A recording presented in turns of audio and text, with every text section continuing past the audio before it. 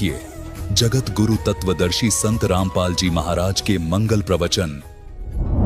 परम पिता परमात्मा पूर्ण ब्रह्म सर्व सृष्टि रचनहार कबीर परमेश्वर जी ये हमारे सभी के जनक हैं। ये वो परमात्मा है जो इस जीव के त्वमेव माता च पिता त्वमेव त्वमेव बंधु च सखा त्वमेव विद्या च द्रविण त्वमेव त्वमेव सर्व मम देव देव। वास्तव में ये हमारे माता व पिता के गुण रखते हैं, हमारे माता व पिता हैं। यही हमारे वास्तव में बंधु हैं, सखा हैं, भाई हैं, रिलेटिव हैं।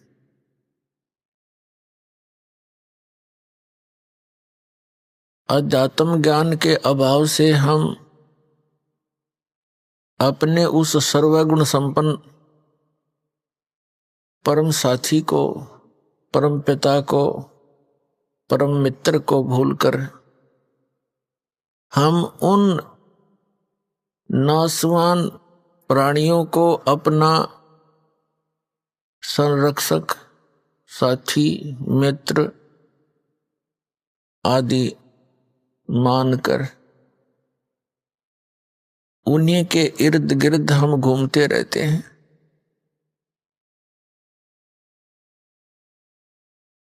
जिस कारण से हम परमात्मा से मिलने वाले सुख को, परमात्मा से मिलने वाले सहयोग को नहीं प्राप्त कर पाते। सत्संग के माध्यम से ये ज्ञान दिया जाता है। समर्थ का शरणाग हो रंग होरी हो, कबू न हो ए काज राम रंग होरी हो। समर्थ का शरणाग हो, उस समर्थ की शरण प्राप्त करो, उसका आश्रय लो, जिस कारण से आपका कभी भी कोई बुरा नहीं होगा। वो समर्थ कौन है, उसकी शरण कैसे प्राप्त होती है, ये जानकारी सत्संग से हमें मिलती है। इस संसार में यदि कोई दुर्लभ वस्तु है तो सत्संग है। विष्णु पुराण के अंदर लिखा है, देवी पुराण के अंदर भी प्रमाण है कि सबसे उत्तम जो तीर्थ है वो सत्संग है। और इस सत्संग का मिलना अति दुर्लभ है। तो पुण्यात्माएं ये समझेंगे कि सत्संग तो बहुत प्राप्त है, जहां देखे वही संत सत्संग कर रहे हैं। आजकल इस टीवी चैनलों के माध्यम से भी बहुत से संत जन अपने विचार व्यक्त करते हुए आपको नजर आते हैं, परंतु वे सत्संग नहीं कर रहे। वो तो कोरी झूठ बोल रहे हैं, बकवाद कर रहे हैं। अपने आत्माओं जो व्यक्ति प्रथम बारी दास के इन सत्य वचनों को सुनता है, ऐसे लगते हैं जैसे कुनीन खा ली हो। कुनीन जैसा टेस्ट होता है। और जब इस ज्ञान से आप परिचित हो गए यथार्थता से कि जो दास बोल रहा है ये सारी सत्य है, तो उस समय आपको ये मनुखा दाख की तरह लगेंगे ये वचन दास के। सत्संग के बिना प्राणी कितनी गिरावट में आ चुका है। आज आप देख रहे हो, और आज से 50 वर्ष पहले का माहौल भी हमने देखा है, जब हम कुछ थोड़े बहुत जानने योग्य हुए होंगे। 10-11 वर्ष के थे। उस समय बाजार में जाते थे 90% दुकानदार भगवान से डरने वाले होते थे। आज उसके विपरीत हो चुका है। इस दास ने सन 1977 में सर्विस ज्वाइन की थी as a junior engineer civil irrigation department Haryana में। उस समय पूरे विभाग के अंदर एक आध ऑफिसर ऐसा सुनने को मिलता था कि वो रिश्वत लेता है। और सन 1995 में दास ने जब ये सर्विस त्याग दी इस परमात्मा प्राप्ति के लिए, उस समय तक ये कहने को ही मिलता था कि शायद वो व्यक्ति, वो ऑफिसर रिश्वत नहीं लेता। इसका कारण क्या है कि आज से लगभग 600 वर्ष पहले परमात्मा आए थे। परमेश्वर कबीर देव जी, कबीर साहिब जी भारतवर्ष की पावन पृथ्वी पर सन 1398 में ज्येष्ठ सुदी पूर्णमासी संवत 1455 में कमल के फूल के ऊपर एक लहर तारा नामक तालाब में परमात्मा एक शिशु रूप धारण करके प्रकट हुए थे। वहां से उनको नीरू नीमा नाम के जुलाहा दंपति उठा ले गए थे। वो किस उद्देश्य से आए थे कि उस समय हाहाकार मची हुई थी पूरे क्षेत्र में, भारतवर्ष में भक्ति के स्थान पर बकवाद शुरू कर रखी थी।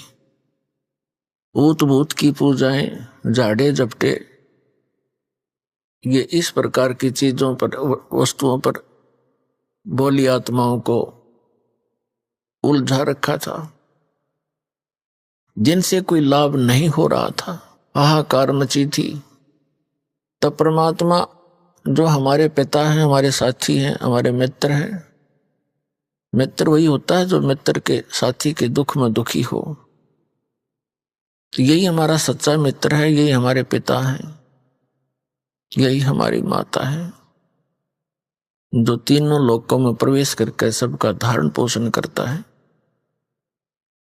तो उस समय इस परमात्मा ने उन दुखी प्राणियों को, जो सब जगह धक्के खा चुके थे, झाड़े झपटे भी करा चुके थे, सब पूजाएं करके थक चुके थे, अंतिम सांस गिने थे, कोई किसी कारण से परेशान था, कोई निर्धनता के कारण दुखी था, कोई शरीर से दुखी था, कोई तीन ताप के कष्ट को भोग रहा था। उस समय परमात्मा ने ये यथार्थ ज्ञान और यथार्थ भक्ति मंत्र, जिनसे हमें लाभ मिलना था परमात्मा की तरफ से, वो दिया था। उस ज्ञान से इतना प्रभाव पड़ा था, 64 लाख शिष्य हुए थे उस कबीर परमात्मा के, जो एक धानक के घर परवरिश की लीला करके बड़े हुए थे। सन 1398 में छुआछात चरम सीमा पर थी, और फिर उस जुलाहे यानी धानक से ब्राह्मणों तक ने भी दीक्षा ली, क्योंकि वो दुखी गणे हो रहे थे, उनकी दुर्गति हुई पड़ी थी, कहीं से कोई सहारा नहीं मिल रहा था। 64 लाख शिष्य आज से 600 वर्ष पहले होना कोई बालकों का खेल नहीं है। जन साधारण नहीं कर सकता इस काम को, लेकिन हम भगवान की महिमा से अपरिचित होने के कारण परमात्मा को पहचान नहीं सके। उस समय भारतवर्ष की कुल आबादी मुश्किल से 4 करोड़ होगी। कौन से भारत की? अफगानिस्तान, बलूचिस्तान, पूर्वी और पश्चिमी पाकिस्तान, इराक, ईरान, गजनीव तक ये भारतवर्ष ही था। उस समय 4 करोड़ आबादी मुश्किल से होगी। और उस 4 करोड़ आबादी में से परमात्मा के 64 लाख शिष्य थे। ना कोई मीडिया था। आज तो कोई भी व्यक्ति एक स्थान पर बैठ के और थोड़ी सी अटपट करके लाखों जीवों को भ्रमित कर सकता है, प्रभावित कर सकता है। उस समय 64 लाख से सोना एक बहुत बड़े आश्चर्य की बात है। भगवान बिना नहीं हो सकता।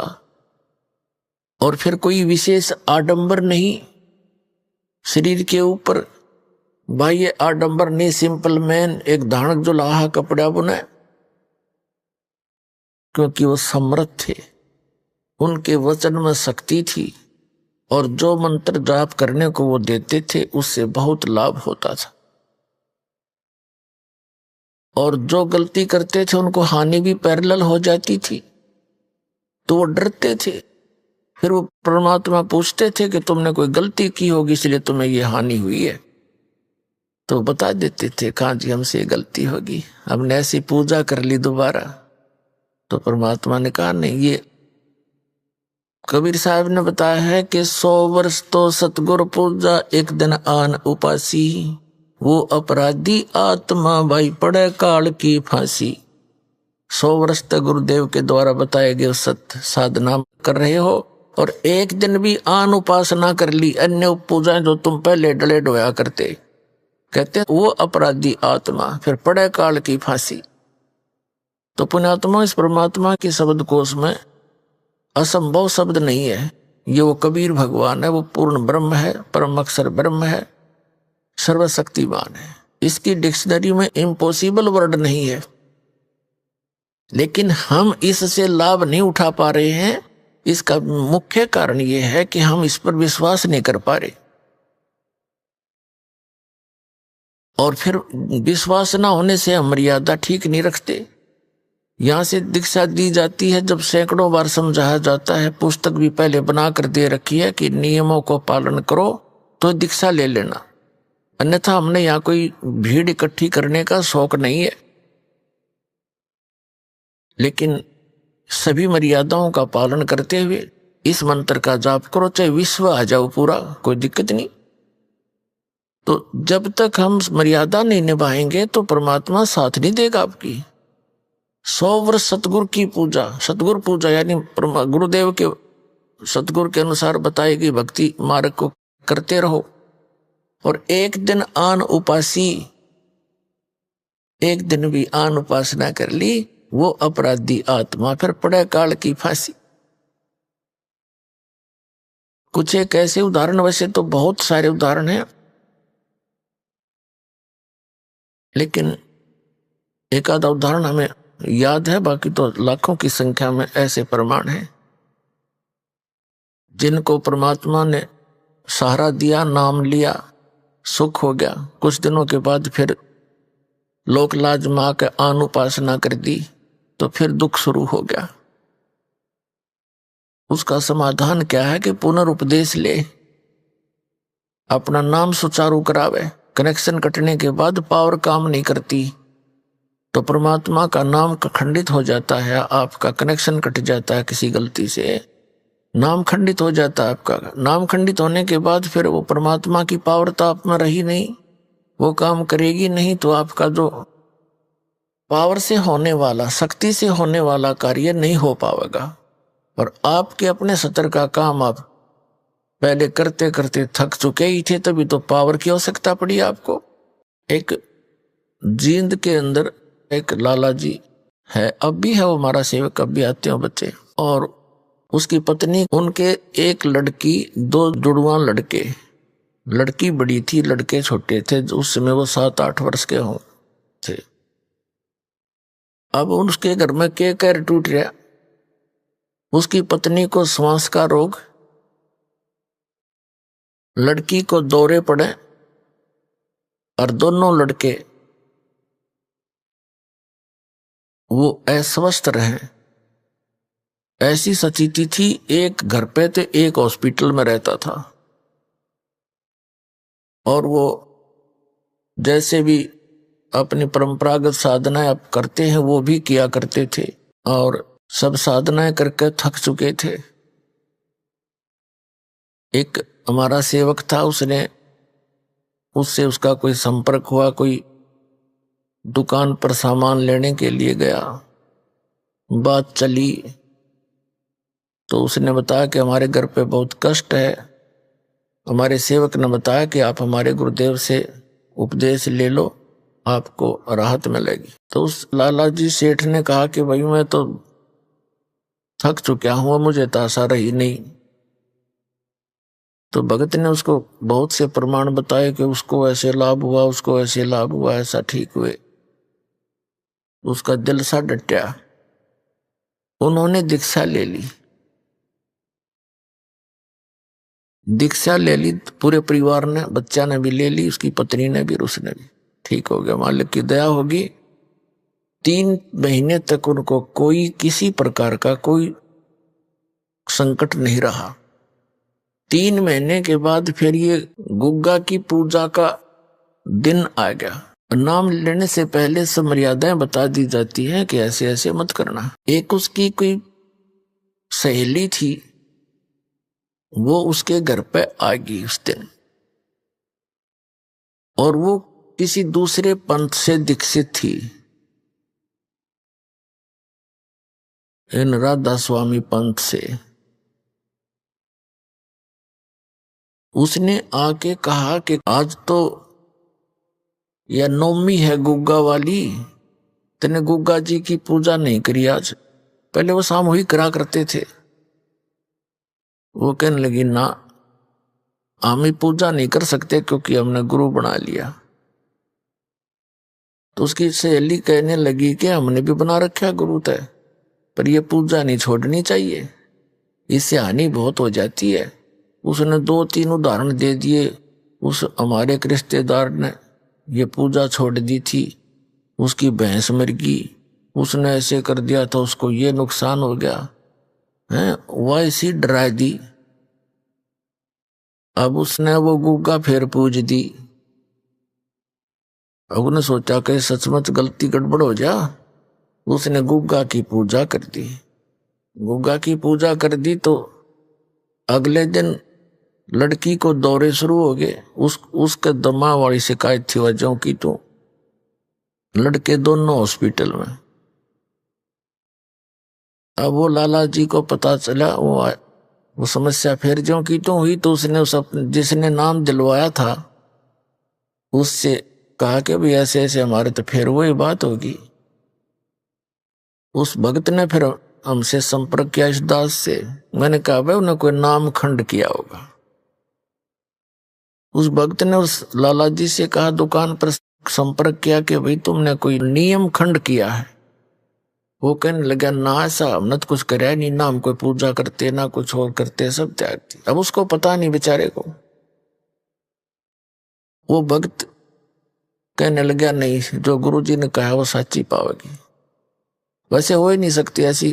अब पहले 3 महीने पहले भी तो भगवान वो ही था, तब कहाँ गई थी सारी बीमारी तुम्हारी ठीक हो गई थी। वो दोनों जने घर पर आ गए दिन में। अगले ही दिन, पहले दिन गुग्गा पूज रखी थी। उसने उनसे पूछा, बहन कमलेश था कि सच्ची बता तू, तूने कोई गलती तो नहीं कर दी, कोई ऐसी पूजा पाठ तो नहीं कर दिया, या कोई और नियम भंग कराया हो जो बता रखा था? नो बोली ना भाई, मैंने कुछ ना करा ना, न्यू क्यों कर करा थे, हम सारे नियम जान रहे, हमारा तो बहुत सुख हो गया था। वो बोला ना, मेरे तो ना जच्चे बात। वो कह रहा था मैं घूमता घूमता उनके पिछली साइड में चला गया। उन्हीं के आंगन में पीछे एक बरंडा था, आगे भी बरंडा था। पिछली साइड में बरंडे के में एक प्लेट सी रखी एक सटूल पे, और उसमें जंतर मंत्र से करे हुए धूप धाप सी रखी। वो कह रहा था कि मैंने उनसे पूछा ये क्या कर रखा है? वह बोली भैया तो, उसने कहा तने ये गुग्गा पूजी होगी, कल तो थी वह 8 में। तो वह घबरा सी गई। बोला सच्ची बता दे, झूठ बोलने बात नहीं बनाती। तो ये फिर हो गया दुख तुम्हारे से, सारे परिवार में क्या हाल कर लिया तुमने?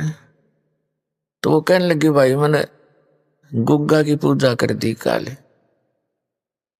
और ऐसे ऐसे एक मेरी सहेली पुरानी थी, उसने आके बताया कि हम भी तो कर रहे हैं और पूजा नहीं छोड़ा करते। तो भगत कहने लगा ये मुश्किल ते गुग्गा काटी थी गुरुजी ने, यह तने गुग्गा फिर बुला ली, अब पूज ले इस गुग्गा ने, तू मरे बाढ़ में जा। फिर भगत कहने लगा अब क्या होगा। फिर मैंने उनसे कहा था कोई नियम खंड कर रखा है, उपदेश दोबारा ले। दोबारा उपदेश लिया उन्होंने। आज उन बातों ने 15 साल हो गए, उनका कांटा भी नहीं लग गया। पुण्यात्माओं, विश्वास करो इस परम पिता के ऊपर। अब भी आते हैं वो, आज आए भी होंगे आज। तो कहने का भाव ये है कि कबीर परमात्मा कहते हैं जब लग हंसा हमारी आना और काल लगे नी तेरा बाणा। जब तक ये पुण्यात्मा मेरी मर्यादा में रहेगा, काल तेरा अटैक नहीं हो सकता उस घर पे। हम जानबूझ के श्लोक लाज में आके या अपनी अज्ञानता से घबरा के भगवान से दूर हो जाते हैं, फिर तो काल तैयार बैठा है। ये तो कष्ट ही दे सकता, सुख तो दे ही नहीं सकता। अब किक्कर के पेड़ पे, बबूल के पेड़ पे कोई आम खोजने लगे तो कितना मूर्ख होगा वो। आम तो आम पर ही मिलेंगे, आम के पेड़ पर ही मिलेगा आम का फल। तो कबीर परमात्मा आम का पेड़ है, ये काल भगवान बबूल का पेड़ है, इसमें कांटों के अतिरिक्त कुछ नहीं मिला। तो कहने का भाव ये पुण्यात्माओं, 100 वर्ष सतगुरु की पूजा, एक दिन आन उपासी और वो अपराधी आत्मा, फिर पड़े काल की फांसी। तो ये दृढ़ता के साथ इस नियमों का पालन करते हुए इस परमात्मा की शरण में रहो। समर्थ का शरणागहो रंग होरी हो, कदे न हो ए काज राम रंग होरी हो। एक किसान भगत था, वो बता रहा था जी एक दिन मैं अपनी बहन के चला गया, उसके जमीन अधिक थी, वर्षा होगी, हमारे यहाँ वर्षा हुई नहीं। तो उसका संदेशा आ गया कि भाई जमीन जो है काफी, अब वर्षा के कारण सारी ही जमीन को की गुड़ाई करनी पड़ेगी हल से। मैं दोनों बैल अपने लेकर, हल लेकर के वहां बहन के वहां चला गया। मेरा बहनोई था, वो दूसरे खेत में काम कर रहा था, उसके अपने बैलों से मेरे को दूसरे खेत में जाना था, मैं वहां चला गया। वहां दोपहर के समय एक छोटा सा तालाब होता, जोड़ी बोल रहे खेतों में होती है छोटा सा तालाब, उसके आसपास झाड़ जंखाड़ से होते हैं, वृक्ष होते हैं। वहां बैल बांध के विश्राम कर रहा था दोपहर में। तो मैं थोड़ा सा देखा, अंदर ने एक मंडी सी बनी हुई थी, ऐसे छोटी सी मंडी, किसी पीर की थी, वह को बन गया होगा। ये क्या होता है, ये भक्त जो होते हैं, गुरु होते हैं, ये पिछले पुण्यकर्मी प्राणी होते हैं।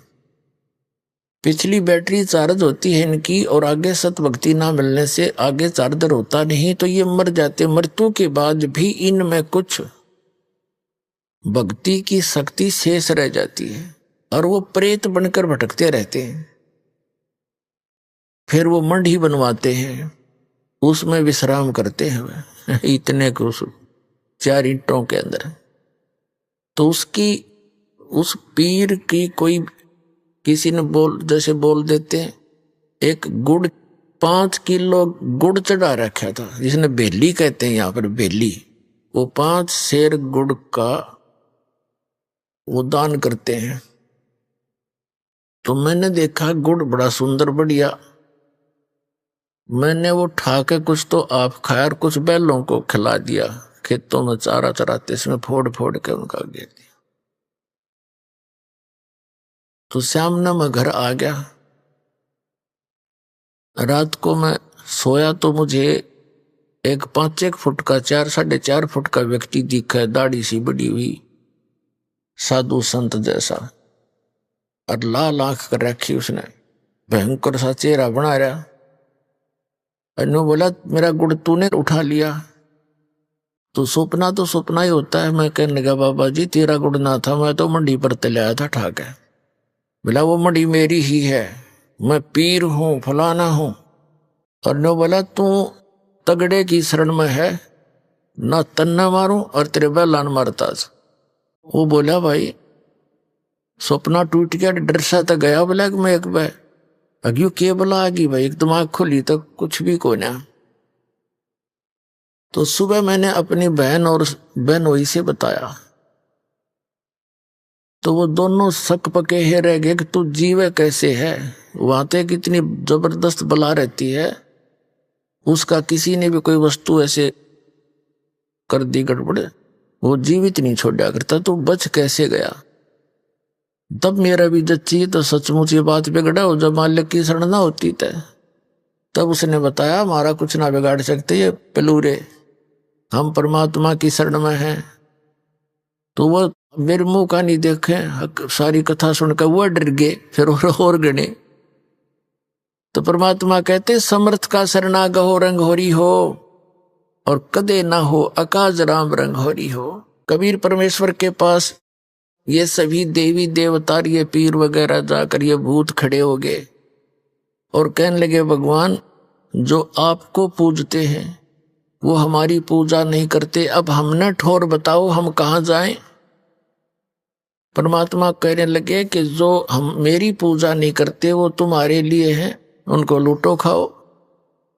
देवी देव ठाडे भये हमको ठोर बताओ, जो हमको पूजे नहीं उनको लूटो खाओ। कबीर साहब कहते हैं जो मेरी पूजा नहीं करते वो तुम्हारे लिए हैं, और वो क्या किसके लिए है, लेकिन जो मेरी शरण में आ गए हैं उनके निकट मत आ जाना। धर्म राय दरबार में देगी कबीर तलाक, मेरे भूले चुके हंस को तू पकड़िए मत कजाक। होय होय पुण्यात्मा, होय होय कितनी भूल लगी थी हमारे को। हम लाल को छोड़कर कौड़ियों को इकट्ठा करके धनी बनना चाहते थे। इतने समर्थ परमात्मा कबीर साहब वो जुलाहा धानक जो काशी में आए थे, जिनको एक कवि कहकर हमने उनके इतिहास को बंद कर रखा था। अपनात्मा ऋग्वेद मंडल नंबर 9 सूक्त नंबर 86 के मंत्र 26 और 27 में, ऋग्वेद मंडल नंबर 9 सूक्त 82 के मंत्र 1, 2, 3 में, ऋग्वेद मंडल नंबर 9 सूक्त 94 के मंत्र 1 में, ऋग्वेद मंडल नंबर 9 सूक्त 95 के मंत्र 2 में, ऋग्वेद मंडल नंबर 9 सूक्त 96 के मंत्र 16 से लेकर 20 तक, और ऋग्वेद मंडल नंबर 9 सूक्त 20 के मंत्र 1 में, ऋग्वेद मंडल नंबर 9 और सूक्त 1 मंत्र 8, 9 में, और भी अनेकों स्थानों पर कबीर परमात्मा की और परमात्मा की यथार्थता भरी पड़ी है। उसमें लिखा कि वो परमात्मा ऊपर रहता तीसरे मुक्ति धाम में, और वहां से गति करके चल के आता है, बिजली जैसी गति से, बहुत तीव्रता से, सेकंड के अंदर, और अच्छी आत्माओं को मिलता है और उनको यथार्थ ज्ञान से परिचित कराता है। उनमें से जिन अच्छी आत्माओं को कलयुग में परमात्मा मिले, जो दास के नोटिस में है, कौन कौन है? आदरणीय धर्मदास साहिब जी, जिनको परमात्मा स्वयं आकर के एक जिंदा महात्मा के रूप में वो परम पुरुष खुद आए और सतलोक लेकर गए। 3 दिन और 3 रात तक धर्मदास जी भी अचेत पड़े रहे। घर वाले सब जंतर मंत्र करा लिए, सब औषधि करवा ली, कोई फर्क नहीं हुआ। तीसरे दिन सब ब्रह्मांड दिखाकर अपने स्थिति से परिचित कराकर वापस छोड़ दिया। फिर उस पुण्य आत्मा ने उस कबीर परमेश्वर की आंखों देखी महिमा कबीर सागर के अंदर कलम तोड़ लिख रखी है। आदरणीय मलुकदास साहिब जी को मिले, आदरणीय नानक साहिब जी को बेई नदी पर, वर्तमान में पश्चिमी पाकिस्तान के अंदर बेई नदी है, सुल्तानपुर शहर के साथ से बह रही है। सुल्तानपुर शहर में नानक साहिब जी सुल्तानपुर के नवाब के यहाँ मोदी खाने में नौकरी किया करते थे। प्रतिदिन उस बेई नदी पर स्नान करने जाते थे। वह परमात्मा 2 बार मिले उनको। दूसरी बार उनको जो मिले तो नदी में डुबकी लगवाई, उनको अंतर ध्यान करवाया, सचखंड लेकर गए।